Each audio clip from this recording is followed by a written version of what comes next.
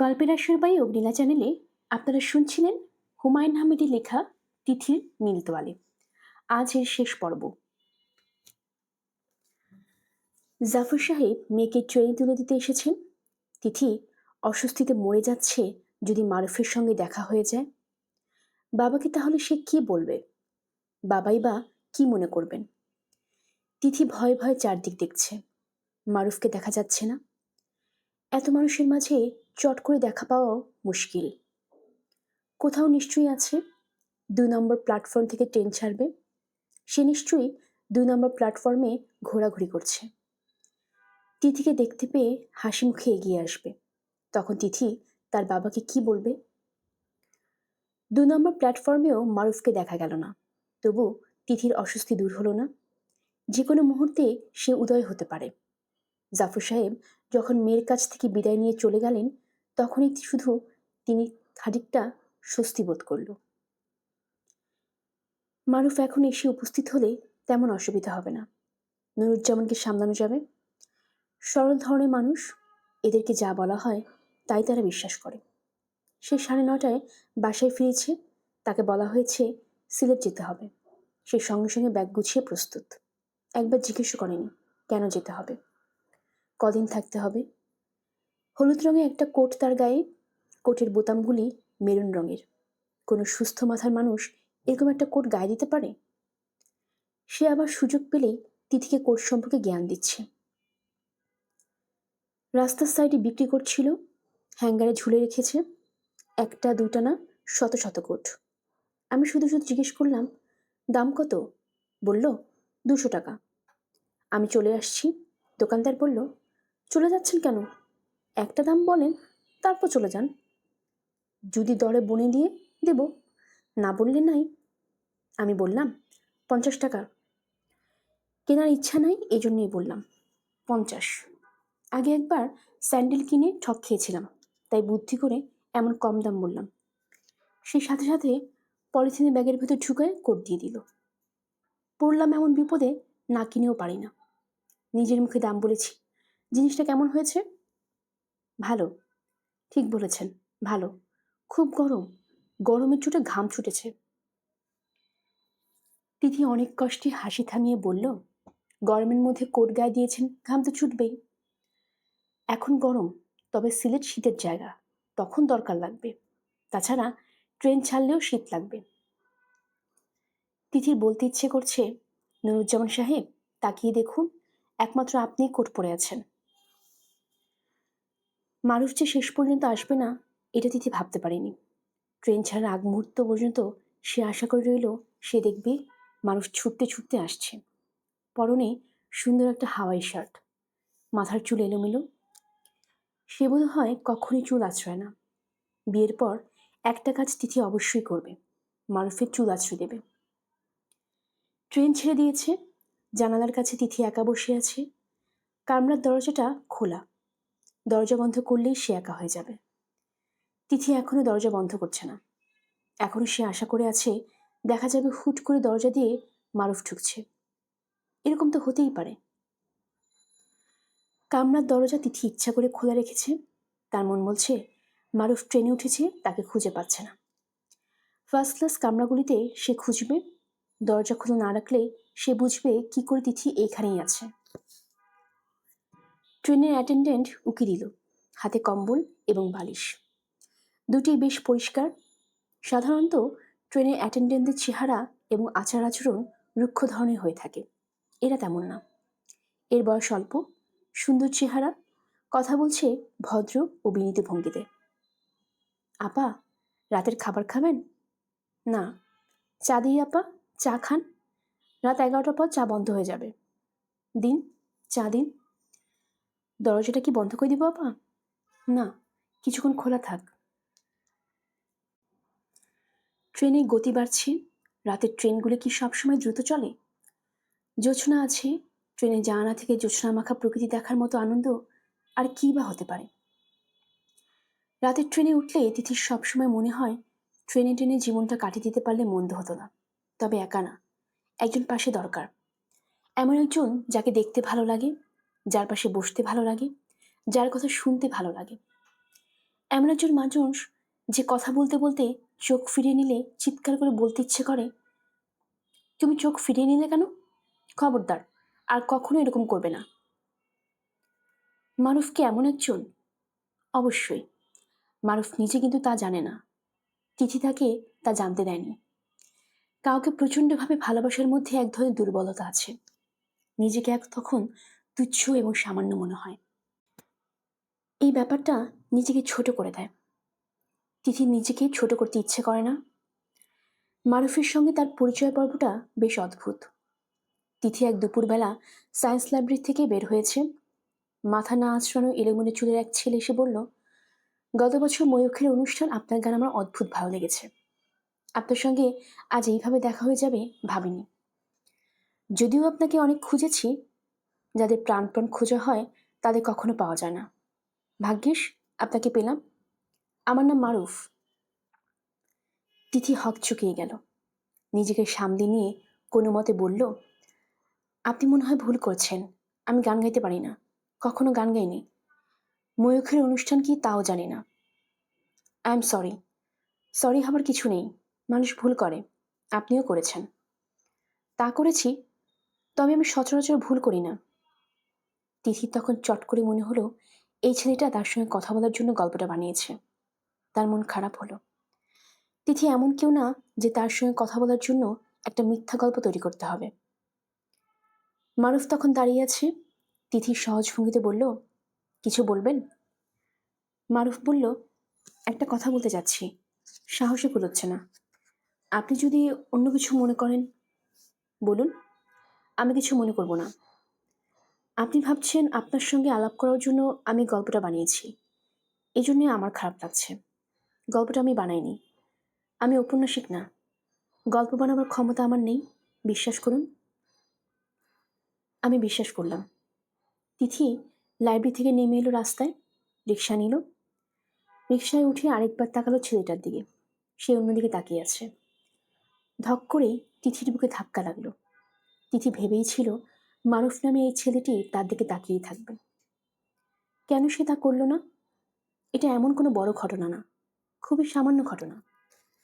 কিন্তু এই সামান্য ঘটনার কারণে তিথির সেই রাতে এক ফোঁটা ঘুম হলো না। শায়লা ফজরের নামাজ পড়বার জন্য ভোর রাতে উঠে দেখেন তিথি অন্ধকারে বসার ঘরে সোফায় চুপচাপ বসে আছে। তিথি বললেন, কি হয়েছে রে তিথি?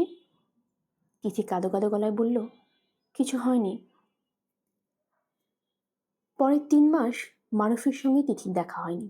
যতবার তিথি লাইব্রেরিতে গিয়েছে ততবারই তার মনে হয়েছে আজ লাইব্রেরি থেকে বের হলে মারুফ নামের ওই ছেলেটির সঙ্গে দেখা হবে। দেখা হয়নি। প্রতিদিনই চাপা এক ধরনের কষ্ট নিয়ে তিথিকে বাসায় ফিরতে হয়েছে। প্রতিদিনই শায়লা জিজ্ঞেস করেছেন, কি হয়েছে তোর বলতো? তিথি বলেছে, কিছু হয়নি। অবশ্যই হয়েছে, সব আমাকে খুলে বল। খুলে বলার মতো কিছু হয়নি মা। তারপর একদিন তিথি হাসি মুখে বাসায় ফিরল। দেখা হয়েছে মারুফের সঙ্গে। তিথি লাইব্রেরি থেকে বের হয়েই দেখলো মারুফ লাইব্রেরির বারান্দা দাঁড়িয়ে সিগারেট ধরবার চেষ্টা করছে। বাতাসের জন্য সিগারেট ধরাতে পারছে না। তিথি একবার ভাবল কিছু না বলেই এগিয়ে যাবে। পর মুহূর্তে সব সংকোচ সব দ্বিধা ঝেড়ে ফেলে এগিয়ে এসে বলল, কেমন আছেন? মারুফ বলল, ভালো। তিথি বলল, আমাকে চিনতে পারছেন তো? পারছি। ময়ূখের অনুষ্ঠানে আপনি গান গিয়েছিলেন, যদিও আপনি তা স্বীকার করেন না। আপনি 30 সেকেন্ড আমার জন্য দাঁড়াবেন? আমার দিয়াশলাইয়ের কাঠি শেষ হয়ে গেছে, আমি সিগারেটটা ধরেই নিয়ে আসি। তিথি বলল, এই কাজটা কি আপনি 30 সেকেন্ডে করতে পারবেন? মারুফ বলল, পারবো। আপনি ঘড়ি দেখুন, আমি 30 সেকেন্ডে সিগারেট ধরিয়ে আমার এখানে চলে আসব।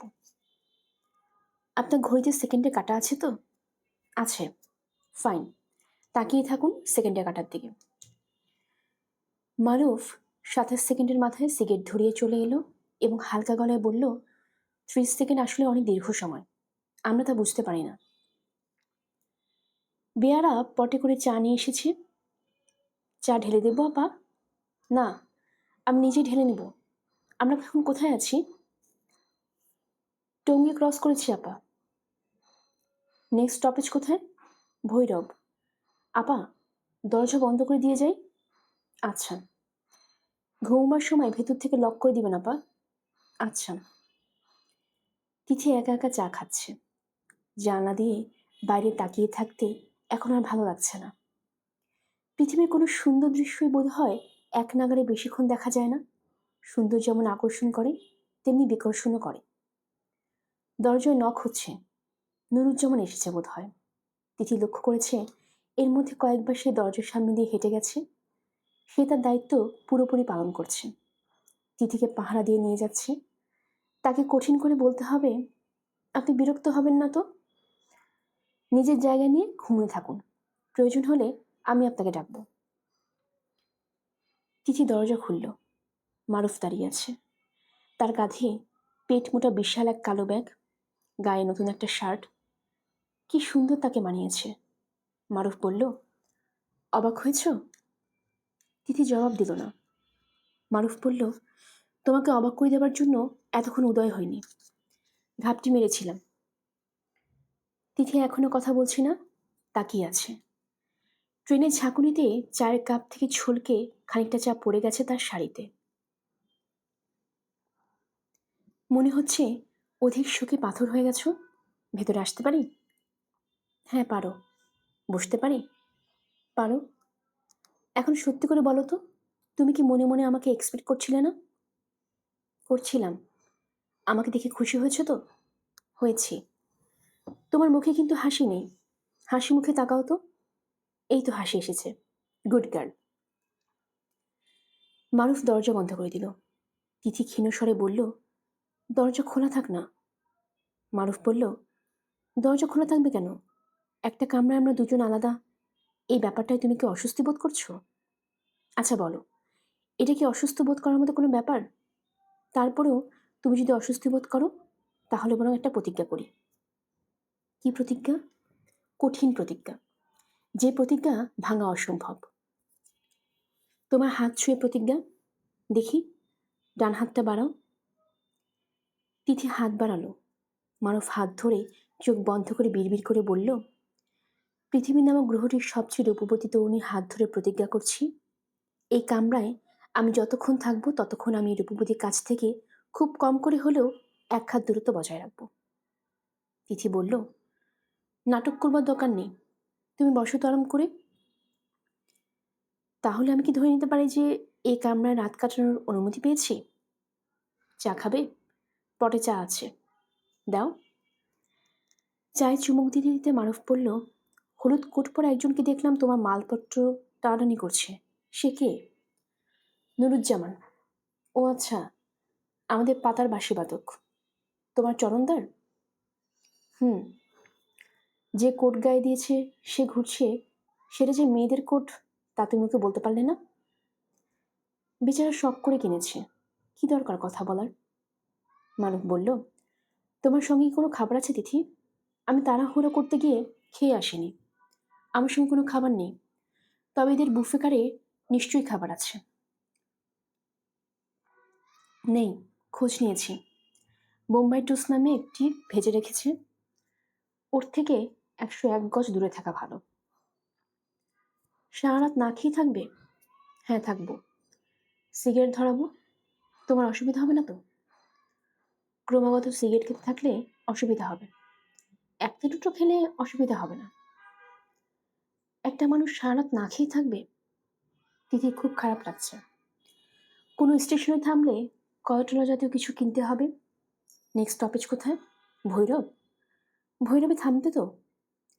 আন্তনগর ট্রেনগুলো এমন হয়েছে কোথাও থামে না। ট্রেন স্টেশনে না থামলে ভালো লাগে না।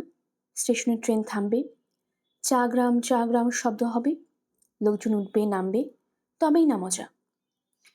তিথি বলল, ভৈরবে ট্রেন থামবে, তুমি স্টেশনে নেমে কিছু খেয়ে নেবে। আমার খাওয়া নিয়ে তুমি মোটেই চিন্তা করবে না, না খেয়ে থাকা আমার অভ্যাস আছে। মারুফ না খেয়ে আছে এটা সত্যি না, সে খাওয়া দাওয়া করেই ট্রেনে উঠেছে। না খাওয়ার কথা বলেছে কারণ ক্ষুধার্ত মানুষের প্রতি মেয়েদের এক ধরনের বিশেষ মমতা আছে। মমতা তৈরি এই সুযোগ নষ্ট করা ঠিক হবে না। তোমার বাবা কেমন আছে? ভালো। এখনো হাসপাতালে? মনে হয়। মনে হয় বলছো কেন? আমার এক মামা আছেন, তাকে বলে এসেছি বাবাকে হাসপাতাল থেকে রিলিজ করিয়ে বাসায় এনে রাখতে।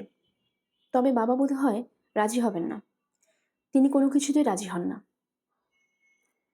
বন্ধ দরজায় টোকা পড়ছে। মারুফ বিরক্ত মুখে দরজা খুলে দিল। নুরুজ্জামান দাঁড়িয়ে আছে, তার চোখে রাজ্যের বিস্ময়। সে এক দৃষ্টিতে তাকিয়ে আছে মারুফের দিকে। মারুফ বলল, আপনি কি চান? নুরুজ্জামান বলল, আপনি কে? আপনি এখানে কেন? এটা রিজার্ভ কামরা, উনি একা যাবেন। তিথি খুবই অস্বস্তির সঙ্গে বলল, নুরুজ্জামান সাহেব, কোনো অসুবিধা নেই। নুরুজ্জামান কঠিন গলায় বলল, অসুবিধা নেই বললে তো হবে না, অবশ্যই অসুবিধা আছে। এই যে ভাই শুনুন, বের হয়ে আসুন। নুরুজ্জামান কথা বলছে উঁচু গলায়। তাকে দেখে মনে হচ্ছে এখনই সে শার্টের কলার ধরে মারুফকে বের করে আনবে। মারুফ বিরক্ত গলায় বলল, আপনি বরং ভেতরে এসে বসে একটু শান্ত হন। যেই হইচই শুরু করেছেন, ট্রেনের সব যাত্রী চলে আসবে।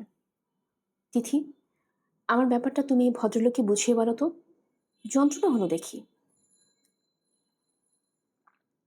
তিথি বলল, নুরুজ্জামান সাহেব, ভেতরে আসুন। নুরুজ্জামান ভেতরে ঢুকল। দরজা বন্ধ করে দিয়ে বসুন। আমি বসবো না। কি বলবেন বলুন। বসুন তো। নুরুজ্জামান বসল না, দাঁড়িয়ে থাকলো। তিথি বলল, উনি আমার পরিচিত একজন, তার সঙ্গে হঠাৎ দেখা হয়ে গেল। তিনি এক কাপ চা খাবার জন্য ঘরে এসেছেন। আপনি যা হইচই শুরু করেছেন, খুবই অস্বস্তির মধ্যে আমাদের ফেলেছেন। নুরুজ্জামান লজ্জিত গলায় বলল, আসলে আমার মাথায় হঠাৎ রক্ত উঠে গেছে। অ্যাটেন্ডেন্টকে জিজ্ঞেস করেছি আপনি চাটা খেয়েছেন কিনা। সে তখন বলল, এই ঘরে একজন ভদ্রলোক আছেন। তখন তিথি শান্ত গলায় বলল, বুঝতে পারছি, আপনি শুধু শুধুই আপসেট হয়েছেন। একজন অচেনা লোক তো আর হুট করে আমার ঘরে ঢুকে যেতে পারবে না। আমি তা দেব কেন?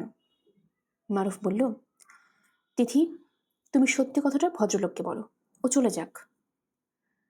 নুরুজ্জামান বলল, সত্যি কথাটা কি? মারুফ আরেকটা সিগারেট ধরাতে ধরাতে বলল, সত্যি কথাটা হচ্ছে, তিথি আমার স্ত্রী। আমরা গোপনে রেজিস্ট্রি করে বিয়ে করেছি। 2 সিটের স্লিপিং বার্থ নেওয়া হয়েছে যাতে আমরা নিরিবিলি যেতে পারি। আশা করি ব্যাপারটা এখন বুঝতে পেরেছেন, নাকি আপনার বিয়ের কাবিননামা দেখাতে হবে? তিথি নুরুজ্জামানের দিকে ভয়ঙ্করভাবে অবাক হয়ে তাকিয়ে আছে। তিথির দারুণ লজ্জা লাগছে। মানুষ সব কি বলছে? তিথি অস্বস্তি ঢাকার জন্য অকারণে নিজের ব্যাগ খুলল। মারুফ বলল, তিথি, আমি যে সত্যি কথা বলছি এটা এই ভদ্রলোককে বলে দাও, ও বিদায় হোক।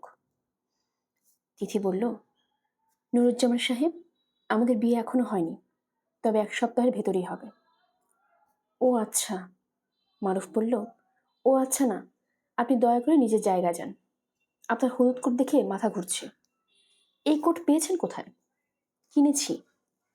এটা যে মেয়েদের কোট, তা জানেন? জি না, জানতাম না। এখন তো জানলেন। এখন দয়া করে কোটটা গা থেকে খুলে ফেলুন এবং বিদায় হন। নুরুজ্জামান নড়ল না, বরং তিথি এবং মারুফ দুজনকে অবাক করে দিয়ে বসল। মারুফ বলল, বসলেন যে, ব্যাপার কি? নুরুজ্জামান জবাব দিল না। জাফর সাহেব তার উপর দায়িত্ব দিয়ে গেছেন তিথিকে দেখে শুনে নিয়ে যেতে। সে যেভাবেই হোক তা করবে। এদের বিয়ে যখন হবে তখন হবে, এখনো তো বিয়ে হয়নি। মারুফ বলল, মনে হচ্ছে আপনি যাবেন না। নুরুজ্জামান বলল, জি, অবশ্যই যাব। এখানে বসে থাকবো কেন? এই তো বসে আছেন। আপনার জন্য বসে আছি। আমার জন্য বসে আছেন মানে? আপনি যখন যাবেন তখন আমিও যাব। মারুফ তিথির দিকে তাকালো। তিথি কিছুই বলল না। মারুফ নিজেকে দ্রুত সামনে নিয়ে হাসি মুখে বলল, আচ্ছা আচ্ছা, বসুন। 3জন মিলেই গল্প করা যাক। আসলে গল্পগুজব 3জন ছাড়া জমে না। 3 ইজ কোম্পানি। আপনি করেন কি? আমি একজন শিক্ষক। তিথি বলছিল, আপনি একজন বংশীবাদক, পাতার বাঁশি বাজান। জি বাজাই। ভালো, বাজান পাতার বাঁশি, শুনে দেখি। আর যখন কিছু করার নেই তখন পাতার বাঁশি শোনা যাক। পাতার সাথে নেই। বাঁশি বাজান অথচ সাথে পাতা নেই, এটা কেমন কথা? এরপর থেকে সঙ্গে পাতা রাখবেন। কোনো স্টেশনে যদি ট্রেন থামে তাহলে দৌড়ে নেমে পাতা নিয়ে আসবেন। জি আচ্ছা। তিথি, তুমি চুপ করে আছো কেন? কিছু বলো। আমার মাথা ধরেছে। একটু কষ্ট করো। কোনো এক স্টেশনে ট্রেন থামুক, তখন উনি পাতা নিয়ে আসবেন। সেই পত্র শুনে হোপফুলি তোমার মাথা ধরা সেরে যাবে। নাম কি যেন আপনার? নুরুজ্জামান। লোকজন আপনাকে কি ডাকে? নুরু? জি। আমি আপনাকে নুরু ডাকলে আপনার আপত্তি আছে? জি না। নুরু? জি। ভালোবাসা সম্পর্কে আপনার মূল্যবান মতামত কি? কি বললেন বুঝতে পারলাম না। মনে করুন আপনার স্কুলের ছাত্রদের আপনি ভালোবাসা কি এর উপর একটা বক্তৃতা দিচ্ছেন। এদের কি বলবেন? স্কুলে তো এসব বিষয়ে বক্তৃতা দেওয়া হয় না। মনে করুন নতুন কারিকুলাম হয়েছে। এই কারিকুলামে ভালোবাসার উপর বক্তৃতা ব্যবস্থা রাখা হয়েছে। তখন কি করবেন? কারিকুলাম শব্দটার মানে জানেন তো? জানি। তিথি বলল, তুমি কি সব কথা বলছো? দয়া করে চুপ করো। চুপচাপ বসে থেকেই বা কি হবে? তার চেয়ে বরং আমরা নুরুর কাছ থেকে ভালোবাসি কি এটা জেনে নিই। আমার মনে হচ্ছে ওনার বক্তৃতা ইন্টারেস্টিং হবে। নুরু, বলুন, ভালোবাসা কি? নুরুজ্জামান বলল, ঘৃণার উল্টোটাই হলো ভালোবাসা। আমাকে এখানে বসে থাকতে দেখে আপনার মনে যে ভাব তৈরি হয়েছে, এটার উল্টোটাই ভালোবাসা। মারুফ একটু থমকে গেল। হলুদ কোট গায়ে গ্রাম্য মানুষটার মুখ থেকে এই ধরনের কথা আশা করা যায় না। তবে গ্রামের লোক মাঝে মাঝে চমকে যাওয়ার মতো কথা বলে। সেই সব কথাও সাময়িক। আলো পড়লে একখণ্ড লোহাও মাঝে মাঝে ঝলসে ওঠে। হীরকখণ্ডের সার্বক্ষণিক দুটি লোহার মধ্যে নেই। নুরু? জি। ভালোবাসার ব্যাখ্যা তো আপনি উল্টো দিক থেকে করলেন। সরাসরি ব্যাখ্যা করুন তো। ময়মনসিংহ গীতিকায় ভালোবাসা কি তার সুন্দর করে বলা আছে, সেটা বলবো? বলুন। উইরা যায় রে বনের পঙ্খী, পইরা থাকে মায়া। এখানে ভালোবাসা কোনটা? বনের পাখিটা যে উড়ে চলে গেল? জি না, বনের পাখি ভালোবাসা না। ভালোবাসা হলো মায়া। পাখি উড়ে গেলেও যেটা থাকে সেটা। ট্রেন ভৈরবী স্টেশনে থেমেছে। তিথি মারুফের দিকে তাকিয়ে ব্যস্ত হয়ে বলল, তুমি খাবারের ব্যবস্থা করো। মারুফ বলল, দরকার নেই।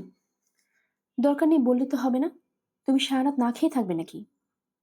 আমার খিদে নষ্ট হয়ে গেছে। মোটেই তোমার খিদে নষ্ট হয়নি। মুখ দেখেই মনে হচ্ছে তুমি কষ্ট পাচ্ছ। খাদ্যের অভাবে আমি কষ্ট পাই না তিথি। আমি কষ্ট পাই ভালোবাসার অভাবে। কথার পিঠে চমৎকার বাক্যটি ব্যবহার করতে পেরে মারুফের ভালো লাগছে। সবসময় এরকম বাক্য মাথায় আসে না, হঠাৎ হঠাৎ আসে। নুরুজ্জামান উঠে দাঁড়ালো। মারুফ বলল, চলে যাচ্ছেন নাকি? দয়া করে চলে যাবেন না।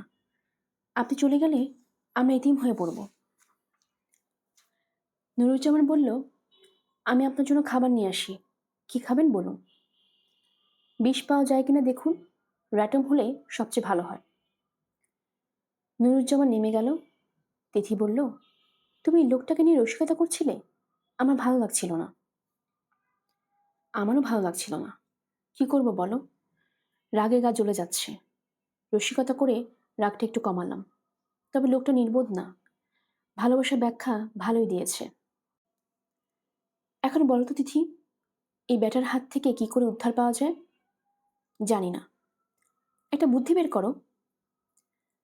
তিথি চুপ করে থাকলো। আসলেই তার মাথা ধরে গেছে। কপাল দপদপ করছে। জ্বর আসছে কিনা কে জানে। শীত শীত লাগছে।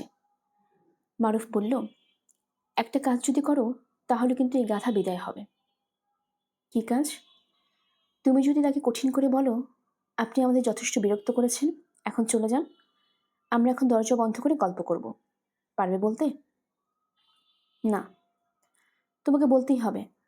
না বললে হবে কিভাবে? এমন সুন্দর একটা রাত আমরা নষ্ট করব? তাকিয়ে দেখো কি সুন্দর জোছনা। তিথি চুপ করে আছে। মারুফ বলল, এই লোক কি করবে জানো? এ আমার জন্য খাবার আনবে, সেই সঙ্গে পাতা নিয়ে আসবে বাঁশি বাজানোর জন্য। পাতার বাঁশি বাজিয়ে সে তোমাকে মুগ্ধ করতে চাইবে। কেন? আমার তাই মনে হচ্ছে, এবং আমার ধারণা বাঁশি ভালোই বাজবে। তুমি মুগ্ধ হয়ে যেতেও পারো। পাগল হলে নাকি?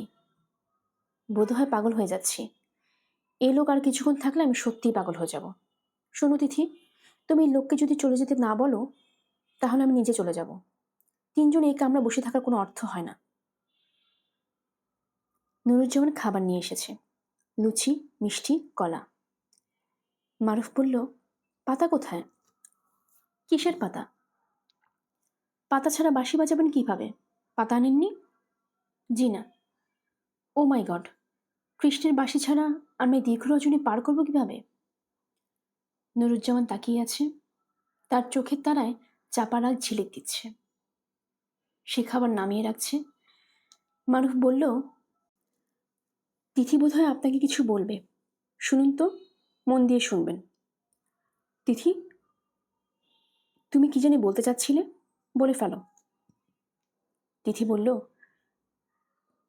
নুরুজ্জামান, আপনি এখন চলে যান। ভোরবেলা ট্রেন যখন থামবে তখন আসবেন। নুরুজ্জামান খানিকক্ষণ চুপচাপ থেকে বলল, জি আচ্ছা।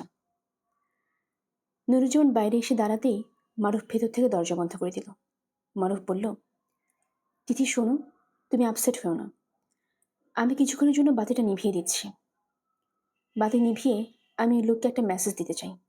তাছাড়া বাতি না নিভালে সুন্দর চাঁদের আলো আমরা পাবো না। তিথি কিছু বলার আগে মারুফ বাতি নিভিয়ে দিল।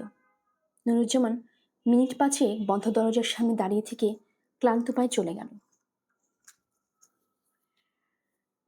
শায়লা অবাক হয়ে বললেন, তুই কোত্থেকে? তিথি বলল, তোমাকে নিতে এসেছি মা। সুটকেস গুছিয়ে নাও, আজ দুপুরে একটা ট্রেন আছে, ঢাকায় যাবে। তুই হড়বড় করিস না তো, তোর সাথে এটা কে?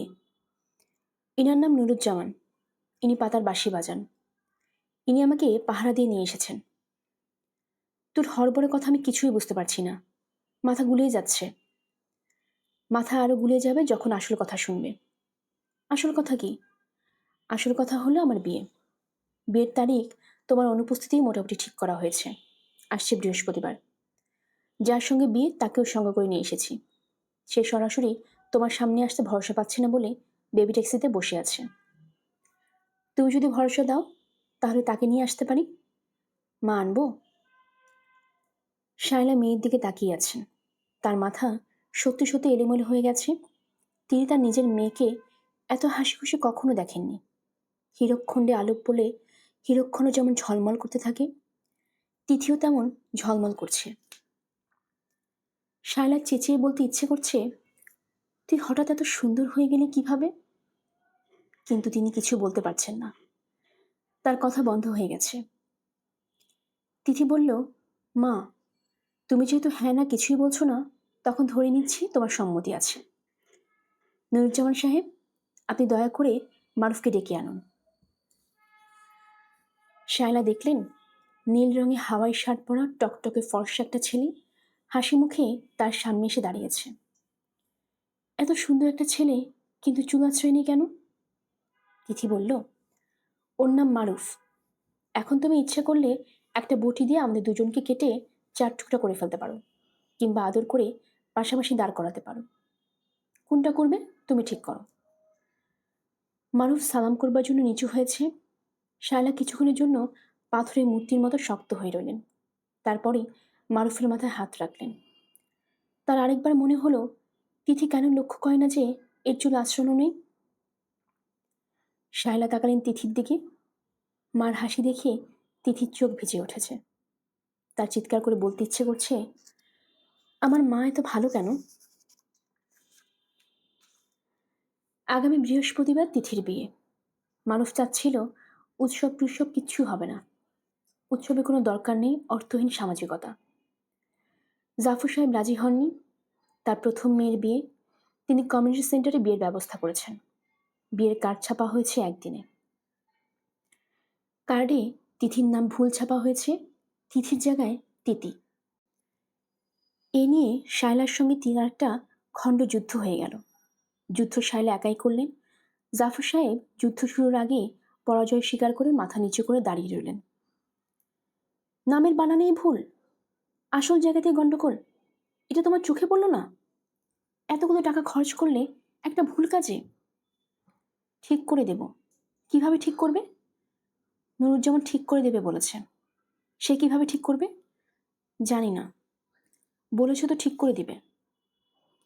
তিথির আনন্দ লাগছে এই কারণে যে বাবা মার ঝগড়া নেই, তাদের দেখে মনে হচ্ছে না কোনো কালে তাদের কোনো সমস্যা ছিল।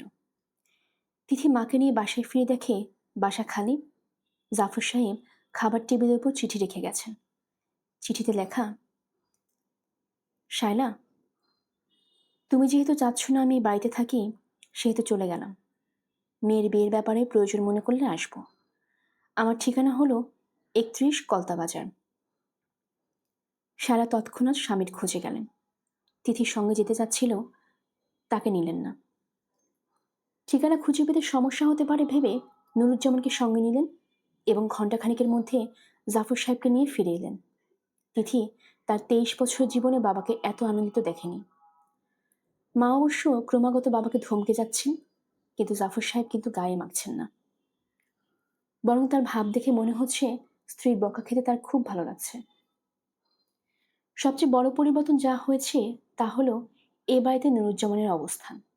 শায়লা শুরু থেকে তাকে এবারে একজন সদস্য হিসেবে নিয়েছেন। সেও ক্রমাগত বকা খাচ্ছে। কিছুক্ষণ আগে তিথি শুনল মা নুরুজ্জামানকে বকছেন, বুঝলে নুরুজ্জামান, এই পৃথিবীতে তোমার মতো এবং তিথির বাবার মতো অপদার্থ আমি এখনো দেখিনি। তোমরা দুজনই এক পদের। তোমাকে আমি কি বলেছিলাম? রেন্টে কার থেকে সারাদিনের জন্য একটা গাড়ি ভাড়া করতে বলেছিলাম। দাওয়াতের চিঠি বিলি করতে হবে। গাড়ি ভাড়া করেছ? জি না। কেন করনি জানতে পারি? দাওয়াতের চিঠিতে বানান ভুল, এইগুলো ঠিক করে তারপর যাব। সেই ঠিক তো তুমি সকাল থেকেই করছো, কতক্ষণে শেষ হবে? হাসছো কেন? যখন তখন বোকার মতো দাঁত বের করে হাসবে না। জি আচ্ছা, আমার সামনে থেকে যাও তো। গরমের মধ্যে এই হলুদ কোটটা গায়ে দিয়ে আছো কেন? এটা গা থেকে খোলো। আর কোনোদিন যেন এই যন্ত্রণা গায়ে না দেখি। জি আচ্ছা। নুরুজ্জামান গভীর মনোযোগে বানান ভুল ঠিক করছে। তাকে সাহায্য করছে মীরা এবং ইরা। প্রথমে হোয়াইটিং দিয়ে একটা ত মুছে ফেলা হচ্ছে। মীরা ও ইরার দায়িত্ব হচ্ছে ফু দিয়ে দিয়ে কালি শুকানো। কালি শুকানোর পর তটাকে চাইনিজ ইঙ্ক দিয়ে থ করা হচ্ছে। এই কাজটি করছে নুরুজ্জামান। কাজটা খুব সাবধানে করতে হচ্ছে, যেন ছাপার অক্ষরের মতো দেখা যায়, কালি লেপটে না যায়। ইরা বলল, নুরুজ্জামান ভাই, আপনি না থাকলে আমাদের কি যে সমস্যা হতো। আপনি থাকায় মার রাগটা দুভাগ হয়ে বাবার এবং আপনার উপর পড়েছে। আপনি না থাকলে অর্ধেকটা রাগ আমার আর মীরার উপর পড়ত। বড় আপার উপর তো মা এখন আর রাগ করতে পারবে না, তার বিয়ে হচ্ছে। ঠিক বলছি না নুরুজ্জামান ভাই? নুরুজ্জামান বলল, কথা বলবে না, কাজ করো। জাফর সাহেব তিথির পাসপোর্ট নিয়ে এসেছেন। এখন ভিসার ব্যাপারটা ঠিক করতে পারলে তিথিকে মারুফের সঙ্গে পাঠিয়ে দেওয়া যায়। হাতে বেশ কিছু ডলার দিয়ে দিতে হবে, যাতে বিদেশের মাটিতে পা দিয়ে বিব্রত হতে না হয়। জাফর সাহেব প্রভিডেন্ট ফান্ড থেকে ডলার করার জন্য 1,20,000 টাকা তুলেছেন। এতে প্রায় 3,000 ডলার হবে। এত ডলার কিভাবে সঙ্গে দেওয়া যায় সেও সমস্যা। মারুফের সঙ্গে ব্যাপারটা আলাপ করা দরকার। তাকে পাচ্ছিল না, সেও বোধহয় ছোটাছুটির মধ্যে আছে। মারুফের বাবার সঙ্গে তার এখনো কথা হয়নি, অথচ কথা বলা খুব দরকার। শুধু যে মারুফের বাবার সঙ্গে কথা হয়নি তা না, তার আত্মীয় স্বজন কারোর সঙ্গেই কথা হয়নি। গতকাল মারুফের দূর সম্পর্কে এক চাচা চাচি এসেছিলেন। দুজনেই বেশি কথা বলেন। স্ত্রীর কোনো কথা বলতে গেলে স্বামী তার মুখের কথা কেড়ে নিয়ে কথা শুরু করেন, আবার স্বামী কিছু বলতে গেলে স্ত্রী আগ বাড়িয়ে তা বলে ফেলেন।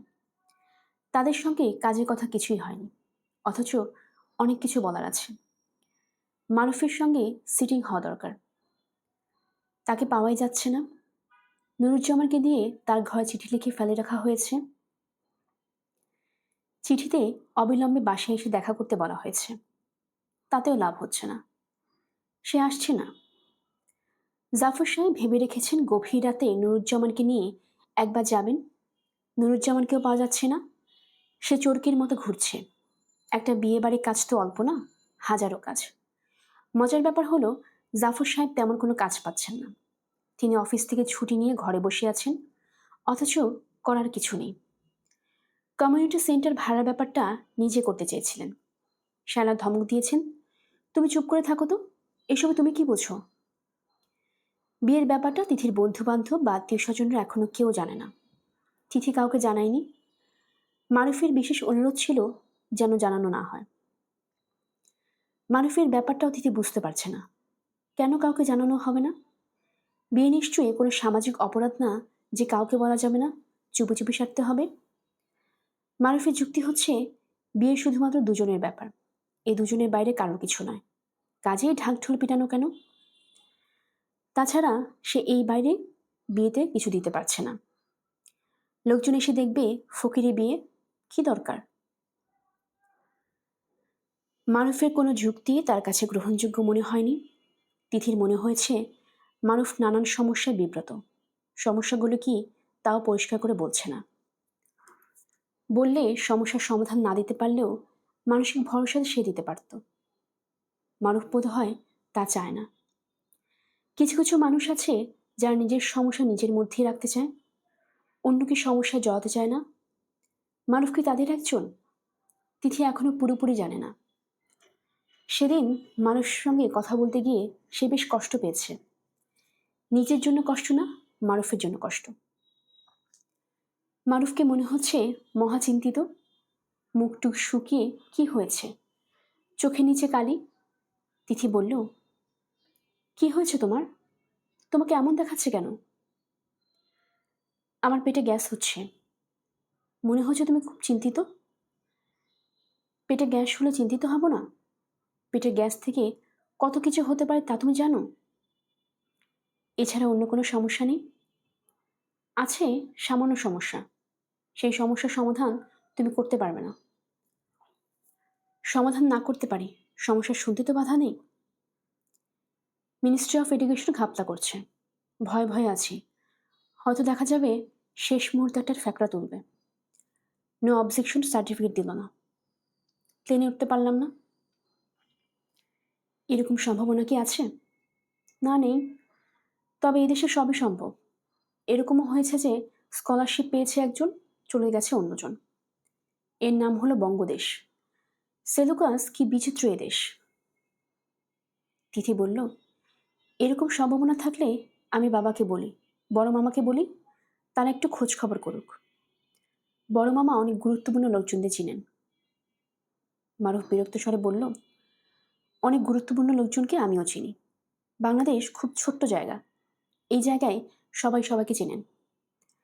খোদ যে এডুকেশন মিনিস্টার তাকে আমি নিজে চিনি না, কিন্তু আমার বাবা চিনেন।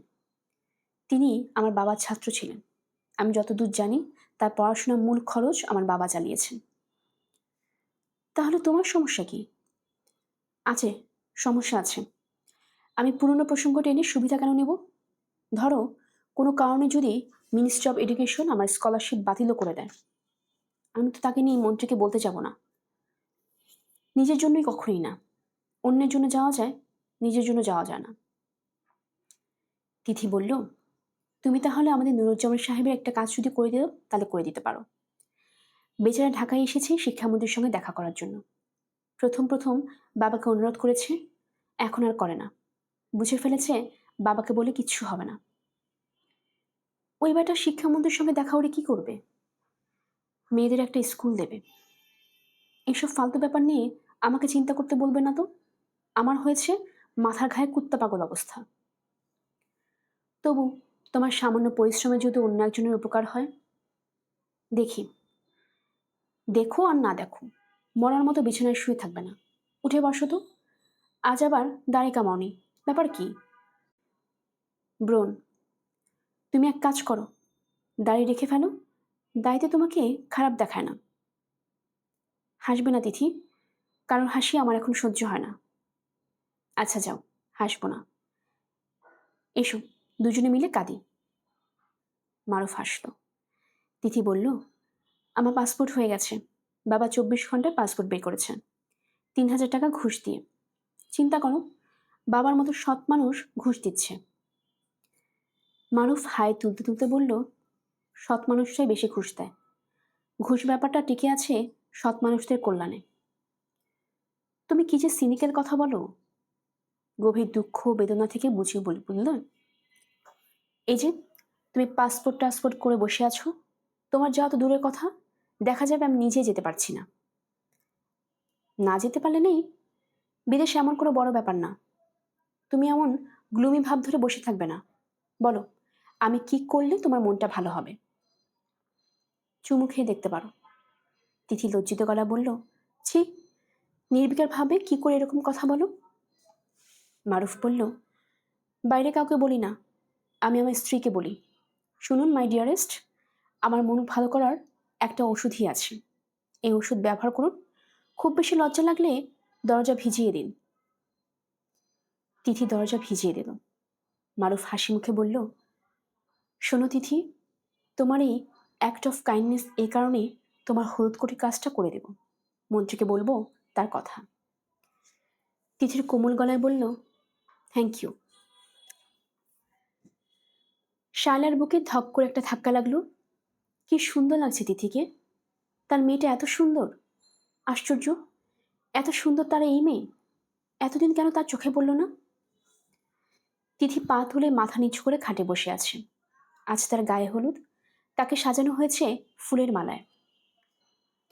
তাকে দেখে মনে হচ্ছে বিছানায় একটা লাল পদ্ম ফুটে আছে। শায়লার চোখে পানি এসে গেল। ঘর ভর্তি মানুষ। তিনি তাদের অগ্রাহ্য করেই শব্দ করে কাঁদতে লাগলেন। তিথি চোখ তুলে তাকালো। শায়লা বললেন, তোমরা সবাই এ ঘর থেকে যাও তো, সবাই যাও, আমি আমার মেয়ের সঙ্গে একটু কথা বলবো। সবাই চলে গেল। শায়লা বললেন, মা, তুই খানিকক্ষণ আমার কোলে মাথা রেখে শুয়ে থাকতো। তিথি বলল, কেন মা? এখনো তুই পুরোপুরি আমার। বিয়ে হয়ে গেলে তো এই কথাটা বলতে পারবো না। আয় মা, শুয়ে থাক। শায়লা বসলেন। তিথি তার কোলে মাথা রেখে কোমর জড়িয়ে শুয়ে রইল। শায়লার চোখ দিয়ে ফোঁটা ফোঁটা পানি তিথির গালে পড়ছে। তিথি বলল, মা, তুমি কি জানো এই পৃথিবীতে আমি তোমার চেয়েও যাকে ভালোবাসি সে কে? জানি, তোর বাবা। হ্যাঁ, তুমি আমার এই বাবাটাকে কেন কষ্ট দাও? তার চেয়ে ভালো মানুষ কি তুমি এখন পর্যন্ত কাউকে দেখেছ? সত্যি করে বলো। না। তাহলে কেন এমন কষ্ট দাও? তুমি আজ আমাকে ছুঁয়ে প্রতিজ্ঞা করবে বাবাকে কষ্ট দেবে না। আমি তো থাকবো না, বাবাকে দেখার কেউ থাকবে না। এই জন্যই তোমাকে প্রতিজ্ঞা করতে বলছি। আচ্ছা যা, প্রতিজ্ঞা করলাম। মাঝে মাঝে এমন বিরক্ত করে যে অসহ্য লাগে। যত অসহ্যই লাগুক, আর তুমি বাবাকে কষ্ট দেবে না। আচ্ছা যা, দেব না। কিছুদিন আগে শুনলাম নুরুজ্জামান সাহেবকে তুমি কঠিন গলায় বকাবকি করছো। কেন মা? আরে ওকে বলেছি আজ বাড়িতে লোকজন আসবে, ভালো একটা কাপড় পরতে। সে একটা হলুদ কোট গায়ে দিয়ে ঘুরছে, গলায় মাফলার। বেচারার কোটটা খুব পছন্দ। মা, তুমি ওনাকে একটা ভালো কোট কিনে দাও। তোকে বলতে হবে না, আগে ঠিক করে রেখেছি। রেডিমেড স্যুট পাওয়া যায়, ওই একটা কিনে দেব। ওনাকে তোমার খুব পছন্দ হয়েছে তাই না মা? পছন্দ হবে না কেন? ভালো ছেলে ঘোর প্যাচ নাই। ওনাকে কেন পছন্দ হয়েছে সেই রহস্য কিন্তু আমি জানি মা। কি রহস্য? উনি তোমাকে মা ডাকেন, এই জন্যেই তাকে তোমার এত পছন্দ। মা ডাকলেই পছন্দ করতে হবে নাকি? মা তো কতজনই আমাকে ডাকে। দুনিয়া যত ফকির সবই আমাকে মা ডাকে। ওদের আমি পছন্দ করি? তাহলে কেন পছন্দ করো? উনি বোকা বলে? পৃথিবীর বেশিরভাগ মানুষ বুদ্ধিমানদের দু চোখে দেখতে পারে না, বোকাদের তারা পছন্দ করে। উদ্ভট কথা বলিস না তো মা। ও বোকা এটা তোকে কে বললো? বোকা তো বলতে হয় না, কপালে লেখাও থাকে না, বোঝা যায়। তিনি আমার বিয়ের কার্ড শিক্ষামন্ত্রীকে দিয়ে এসেছেন, বিয়েতে দাওয়াত করে এসেছেন। একজন বোকা লোক ছাড়া এই কাজ কে করবে? আবার ইরামিরাকে এসে বলেছেন শিক্ষামন্ত্রী নাকি বিয়েতে আসবেন, তাকে কথা দিয়েছেন। তিথি হাসছে, শায়লাও হাসছেন। তিথি হাসি থামিয়ে বলল, মা, তুমি নুরুজ্জামান সাহেবকে পাঠাও তো, আমি জিজ্ঞেস করি মন্ত্রী সাহেব ওনাকে কি বললেন। থাক, বেচারাকে লজ্জা দিতে হবে না। লজ্জা দেব না মা, এমনি কথা বলবো। ওনাকে আমার নিরিবিলিতে কয়েকটা কথা বলা দরকার, পাঠাও একটু। আর শোনো মা, আমি একটু চা খাবো। তিথি আসলে এক ধরনের অপরাধ বোধে ভুগছে। ঢাকা থেকে সিলেট যাবার সময় মানুষটাকে এক অর্থে অপমানই করা হয়েছে। মানুষ যখন ট্রেনের দরজা বন্ধ করে দিচ্ছিল তখন সে কিরকম অবাক হয়ে তাকিয়েছিল। অবাক এবং বিস্ময়, না না, বিস্ময় না, সে তাকিয়েছিল ব্যথিত চোখে। এই ব্যথা দূর করে দেওয়া দরকার। নুরুজ্জামান লজ্জিত ভঙ্গিতে ঘরে ঢুকল। তিথি বললেন, বসুন নুরুজ্জামান সাহেব, চেয়ারটায় বসুন। কেমন আছেন? ভালো। মন্ত্রীর কাছে নাকি গিয়েছিলেন? জি, ওনার বিয়ে প্রথমবার ব্যবস্থা করে দিয়েছিলেন। পরের বার আর কিছু লাগে নাই। কাজ হয়েছে আপনার? জি, স্কুল স্যাংশনের অর্ডার হয়েছে। বলেন কি? মানুষদের মধ্যে যেমন ভালো মন্দ আছে, মন্ত্রীদের মধ্যেও তেমন ভালো মন্দ আছে। উনি আমার সঙ্গে যে ব্যবহার করলেন তার তুলনা নেই। শুনে ভালো লাগলো। আমরা তো সারাক্ষণ মানুষ সম্পর্কে মন্দ কথাই শুনি। নুরুজ্জামান ইতস্তত করে বলল, আমি ওনাকে মারুফ সাহেবের স্কলারশিপের ব্যাপারটাও বললাম। তিথি বিস্মিত হয়ে বলল, আপনাকে কে বলতে বলল? না, কেউ বলেনি। আপনি মাকে বলেছিলেন? নো অবজেকশন দিচ্ছে না। শুনে মনটা খারাপ হয়েছে। তারপর ভাবলাম সুযোগ যখন পাওয়া গেছে তখন বলে ফেলি। উনি কি বললেন? সব ঠিক করে দেবেন? উনি সঙ্গে কাগজপত্র আনালেন। তারপর উনি বললেন, ফ্রান্সিস স্কলারশিপে কোনো কাগজপত্র ফাইলে নেই। ওনার ধারণা কোথাও কোনো ভুল হয়েছে। উনি বললেন আমি যেন ঠিকঠাক ইনফরমেশন জোগাড় করে তাকে দিই কিংবা মারুফ সাহেবকে তার কাছে নিয়ে যাই। আমি মারুফ সাহেবের কাছে গেলাম। উনি আবার সব শুনে আমার উপর খুব রাগ করলেন। রাগ করে কি বলল? নুরুজ্জামান চুপ করে রইল। মারুফ রাগ করে যে কি কুৎসিত কথা বলেছে তা তার বলতে ইচ্ছে করছে না। তিথি বলল, আপনি ওর কথায় রাগ করবেন না। ওর স্বভাবই এমন। ও কারো কাছ থেকে সাহায্য নিতে চায় না। আমি রাগ করিনি। ওনার যাবার ব্যাপারে যে কোনো সমস্যা না হয় এই জন্যই আমি। ওর কোনো সমস্যা হবে না। আর সমস্যা হলে তো নিজেই তামেটাবে। জি আচ্ছা। আপনি যে কাজে এসেছেন সেটা যে ভালো মতো হয়েছে তাতেই আমি খুশি। কি নাম যেন আপনার স্কুলের? Begum Rokeya girls high school.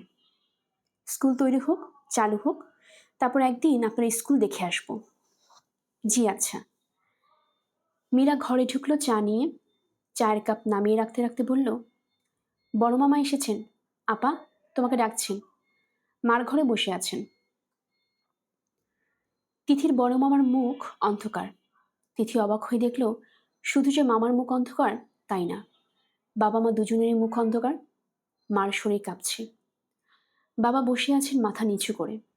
তিথি বলল, কি হয়েছে মামা? বস এখানে। দরজাটা ভিজে দিয়ে এসো, বস। তিথিকে দরজা বন্ধ করতে হলো না। শালা নিজেই উঠে দরজা হুড়কা লাগিয়ে দিলেন। সাইদুর রহমান সাহেব মুখের পাইপ টেবিলের নামিয়ে রাখতে রাখতে বললেন, কি বলছি মন দিয়ে শোন।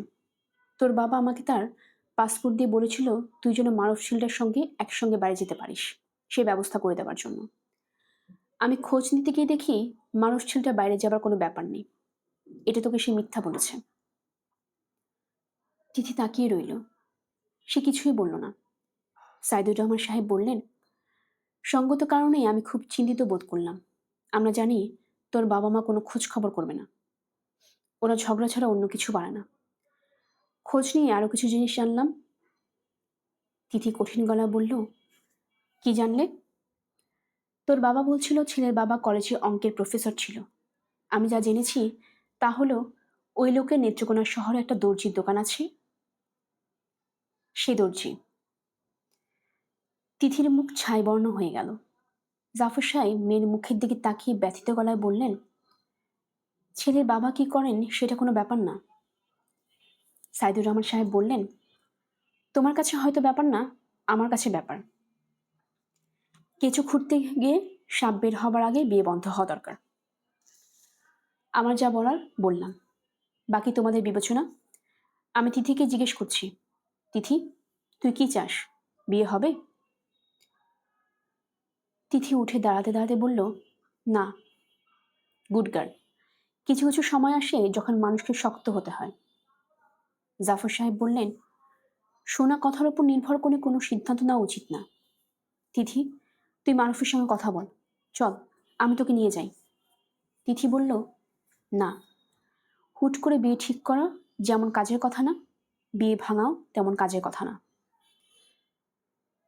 তিথি কঠিন গলায় বলল, বাবা, আমি মন ঠিক করে ফেলেছি। মন ঠিক করেছিস, ভালো কথা। এক্ষুনি ঠিক করতে হবে তা তো না। সময় নিয়ে ঠান্ডা মাথায় ভাব, ওর সঙ্গে কথা বল। সাইদুর রহমান সাহেব বিরক্ত গলায় বললেন, জাফর, তুমি অকারণে ঝামেলা করছো কেন? দেখছো না মেয়েটা মনস্থির করে ফেলেছে? সব কিছুর মূলে আছো তুমি। বাবা হিসেবে তোমার কি দায়িত্ব ছিল? খোঁজ খবর না করার? একজন এসে বলল, আমি শাহজাদা। অমনি তুমি তার সঙ্গে মেয়ের বিয়ে ঠিক করে ফেললে? একবার ভাবলেও না সে সত্যি শাহজাদা না ভয়ঙ্কর কোনো হারামজাদা? তিথি উঠে চলে গেল। বড় মামার কুৎসিত ধরনের কথা তার ভালো লাগছে না। প্রথমে সে গেল নিজের কামরায়। ইরা মীরা ঘরে খাটে বসেছিল। আপাকে ঢুকতে দেখে দুজন একসঙ্গে বের হয়ে গেল। তারাও মনে হয় পুরো ঘটনাটা জানে। তিথির কেমন যেন অস্থির লাগছে। কিছুক্ষণ কাঁদতে পারলে ভালো হতো। কান্না আসছে না, কেমন যেন ঘুম ঘুম পাচ্ছে। প্রচণ্ড দুঃখের সময় মানুষের কি ঘুম পায়? এই পরিচিত শহর ছেড়ে দূরে কোথাও চলে গেলে কেমন হয়? অনেক দূরে, যেখানে কেউ তাকে চিনবে না, কেউ এসে বলবে না, তিথি, তোমার না বিয়ে হওয়ার কথা ছিল? বাবার জন্যে তিথির খুব খারাপ লাগছে। কিরকম অদ্ভুত চোখে তিনি সবার দিকে তাকাচ্ছিলেন, তার চোখ ভর্তি বিস্ময়। ঘটনাটার পর মা একবারও তার দিকে তাকাননি, সবসময় চোখ অন্যদিকে ফিরিয়ে রেখেছেন। তিথি লক্ষ্য করছে মা মাঝে মাঝে শাড়ির আঁচলে চোখ চেপে ধরেছেন। মা খুব শক্ত মহিলা। মাকে তিথি খুব কম কাঁদতে দেখেছে। এই প্রথম খুব অল্প সময়ের ব্যবধানে মাকে সে দুবার কাঁদতে দেখল। দুবারই সম্পূর্ণ ভিন্ন কারণে।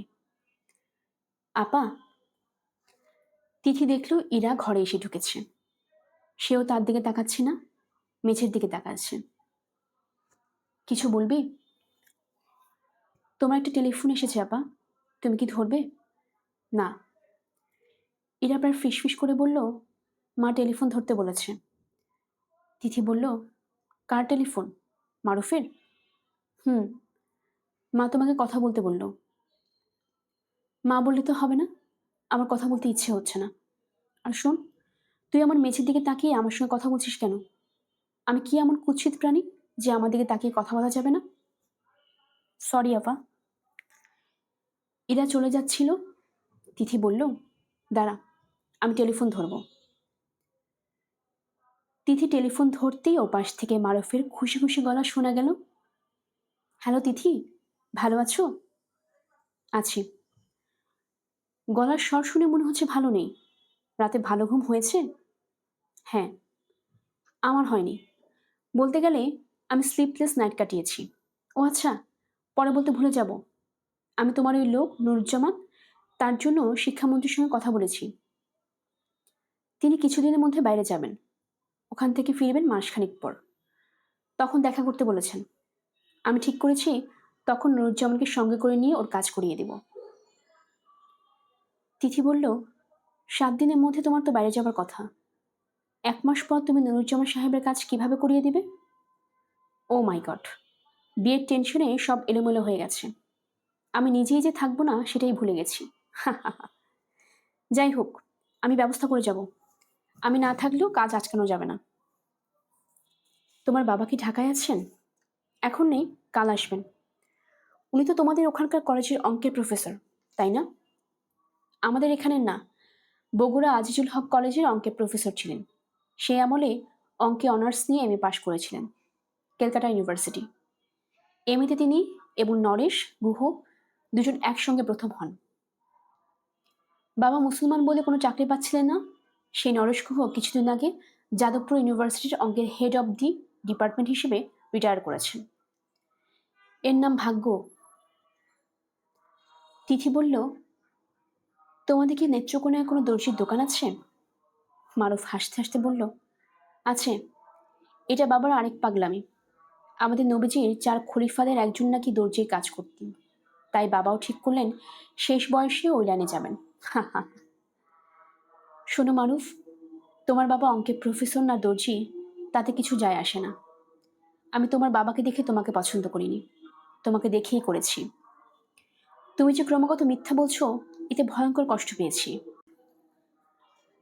শোনো তিথি, মিথ্যা যে আমি বলি না তা না, মিথ্যা বলি, তবে কখনো তোমার সঙ্গে বলি না।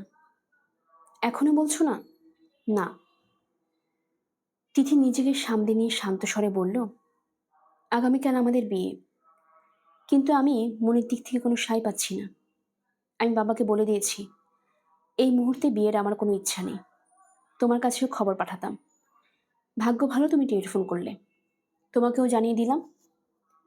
তিথি শোনো, আমি এখন কিছু শুনতে চাচ্ছি না, আমার প্রচণ্ড মাথা ধরেছে। রাখি কেমন? বিয়ে তাহলে সত্যি সত্যি বাতিল? হ্যাঁ। আমার বাবা একজন দর্জি এই কারণে? না, এটা কোনো কারণ না। আমার দাদা যান চাষাবাদ করতেন, তার জন্য তিনি মানুষ হিসেবে ছোট হয়ে যাননি। আমাকে বিয়ে করা ছাড়া তোমার কোনো গতি নেই তিথি, তুমি অন্য কোথাও বিয়ে করতে পারবে না। আমি চিঠি লিখে সব জানিয়ে দেব। কি জানাবে? জানাবো যে তুমি আমার সঙ্গে রাত্রি যাপন করেছো, ওরা যাতে বিশ্বাস করে তার জন্য তোমার ডান বুকে লাল তিলটির কথাও বলবো। আমার বুকে কোনো লাল তিল নেই, আর থাকলেও তুমি দেখোনি, সেই সুযোগ আমি তোমাকে দেইনি। মারুফ বলল, মিথ্যা যখন একবার বলা ধরেছি ভালোভাবেই বলবো, সবাই মিথ্যাটাই বিশ্বাস করবে। তুমি তো আর কাপড় খুলে সত্যি প্রমাণ করতে পারবে না। পৃথিবীর সবাইকে আমি বলবো, তোমার বাবাকে বলবো, মাকে বলবো। তিথি টেলিফোন হাতে স্তব্ধ হয়ে বসে রইল। সেই সব কি শুনছে? হ্যালো তিথি। হ্যালো, শুনছি। তোমার মাকে টেলিফোন দাও, তার সঙ্গে আমার কথা আছে। মাকে সব বলবে? অবশ্যই বলবো, কিছুই বাদ দেব না, including the red beauty spot. তোমার বলতে লজ্জা করবে না? না, তুমি পাশে থাকো, দেখো কি সুন্দর করে বলি। যদি সাহস থাকে তাহলে ডেকে দাও তোমার মাকে। ধরে থাকো, আমি ডেকে দিচ্ছি। Good, very good, excellent. আছে, তোমার সাহস আছে। তিথি তার মাকে ডেকে নিয়ে এলো, নিজেও দাঁড়িয়ে রইল মায়ের পাশে। শায়লা রিসিভার কানে নিয়ে চুপচাপ বসে আছেন। একসময় দীর্ঘ নিঃশ্বাস ফেলে রিসিভার নামিয়ে রাখলেন। তিথি বলল, কি বলল মা? শায়লা বললেন, কিছুই তো বলনি, শুধু কাঁদছিল। এতক্ষণ শুধু কান্নার শব্দ শুনলাম। কাঁদছিল? হ্যাঁ। বেচারা কান্না শুনে মনটা খারাপ হয়ে গেছে। তিথি, তুই আরেকবার কি ভেবে দেখবি? তিথি বলল, না, ওর অনেক কৌশল আছে, কান্নাটাও এক ধরনের কৌশল। তোমার সঙ্গে কথা বলার সময় কাঁদবে, বাবার সঙ্গে কথা বলার সময় অন্য কিছু বলবে। আমি একজন সাধারণ মানুষকে বিয়ে করতে চাই মা, যে কোনো রকম কৌশল জানে না। রাত 11টার মতো বাজে। তিথিদের বাসার সবাই শান্ত হয়ে আছে। ইরা মিরা তাদের ঘরে দরজা বন্ধ, আলো নেভানো, হয়তো শুয়ে পড়েছে, কিংবা হয়তো অন্ধকার করে চুপচাপ দুবোন বসে আছে। জাফর সাহেব বসে আছেন বারান্দায়, বারান্দার বাতি নিভানো। এই বাড়ি আজ এক অভিশপ্ত বাড়ি। আজ রাতে এই বাড়ির একটি মেয়ের বিয়ে হওয়ার কথা ছিল, এই বাড়িতে বাসর হবার কথা ছিল। তিথি খুব কাঁদছে, তার হাতে তার নীল তোয়ালে। তিথির সমস্ত দুঃখ ধারণ করার ক্ষমতা কি সামান্য নীল তোয়ালের আছে? শায়লা মেয়ের পিঠে হাত রেখে মূর্তির মতো বসে আছেন। এই ঘরের বাতিও নিভানো। অন্ধকারই ভালো, দুঃখের রাত তো অন্ধকারই হবে। ভেজানো দরজায় টুকটুক করে শব্দ হলো। নুরুজ্জামান ভীত গলায় বলল, মা, একটু শুনবেন? শায়লা বের হয়ে এলেন। নুরুজ্জামান বলল, রাত 1:30টার সময় একটা ট্রেন আছে, আমি চলে যাব। যাবার আগে আপনার পা ছুঁয়ে একটু সালাম করতে চাচ্ছিলাম। নুরুজ্জামান নিচু হয়ে সালাম করল। শায়লা বললেন, দুঃখে দিনে চলে যাচ্ছ? আচ্ছা যাও, থেকেই বা কি করবে? আবার কোনোদিন যদি মেয়ের বিয়ে ঠিক হয় তোমাকে খবর দেব, তুমি এসো। জি আচ্ছা। আমি কি তিথির সঙ্গে একটু কথা বলবো মা, যদি অনুমতি দেন? অনুমতি কি আছে, তিথি কথা বলবে কি না সেটাই হলো কথা। এসো, ভেতরে এসো। নুরুজ্জামান ঘরে ঢুকলো। শায়লা বললেন, তিথি, নুরু চলে যাচ্ছে, তোর কাছে বিদায় নিতে এসেছে বলে তিথির ঘর ছেড়ে চলে গেলেন। মনে হচ্ছে নুরুজ্জামান একা কিছু কথা বলতে চায়, বলুক। তিথি ধরা গলায় বলল, আপনি আবার আসবেন। সিলেটে যাবার সময় আপনাকে অপমান করেছি, কিছু মনে রাখবেন না। সে রাতে আপনি যেমন কষ্ট পেয়েছিলেন, আমিও কষ্ট পেয়েছিলাম।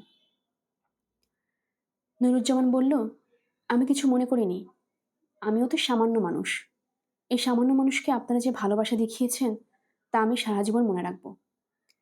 আমি আপনাকে ছোট্ট একটা কথা বলতে চাই, বলবো? বলুন। মারুফ সাহেব যে কাজগুলি করেছেন আপনাকে ভালোবাসেন বলেই করেছেন। আজ যদি তাকে আপনি দূরে সরিয়ে দেন তাহলে সবচেয়ে বড় কষ্টটা হবে আপনার। আপনি কোনোদিনই মানুষটাকে ভুলতে পারবেন না। বনের পাখি উড়ে যায় কিন্তু মায়া পড়ে থাকে। মায়ার কষ্ট ভয়ঙ্কর কষ্ট। কষ্ট সহ্য করার ক্ষমতা আমার আছে নুরুল সাহেব। কষ্ট সহ্য করবার দরকার কি? মারুফ সাহেবের চরিত্রে অনেক ভুল ত্রুটি আছে। সেই সব ভুল ত্রুটি আপনি যদি ভালোবাসা দিয়ে ঠিক করতে না পারেন তাহলে কিসের আপনার ভালোবাসা? তিথি বিস্মিত গলায় বলল, আপনি তো সুন্দর করে কথা বলার কথা শিখলেন। নুরুজ্জামান বলল, আমি আপনাদের কাউকে না জেনে একটা কাজ করেছি, হয়তো অন্যায় করেছি, তবু করলাম। তিথি বিস্মিত হয়ে বলল, কি করেছি? আমি মারুফ সাহেবকে তার বাসা থেকে নিয়ে এসেছি। উনি নিচে দাঁড়িয়ে আছেন। আপনি যদি অনুমতি দেন তাহলে তাকে ডেকে নিয়ে আসি। আপনি যেমন কাঁদছেন উনিও কাঁদছেন। বিশ্বাস না হলে নিচে এসে দেখুন। আসবেন? অনেকক্ষণ তিথি চুপ করে রইল। একসময় নীরবতা ভঙ্গ করে বলল, যান, তাকে ডেকে নিয়ে আসুন। নুরুজ্জামানের ট্রেন রাত 2টায়। এখনো কিছু সময় আছে। সে যাবার আগে ইরামিরাকে পাতার বাঁশি শোনাচ্ছে। শুধু ইরামিরা না, জাফর সাহেব ও শায়লাও খুব আগ্রহ নিয়ে বাঁশি শুনতে এসেছেন। তিথি কথা বলছে মারুফের সঙ্গে।